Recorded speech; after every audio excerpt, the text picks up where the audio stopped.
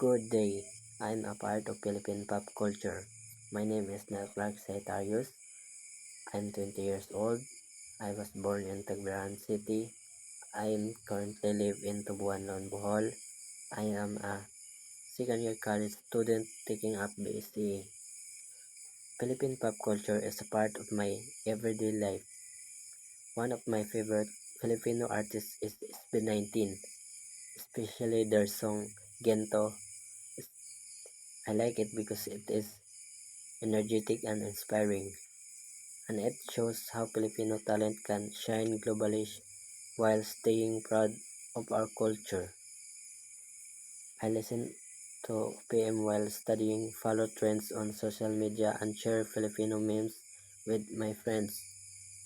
These simple things connect me with other Filipinos and make me feel proud of who we are.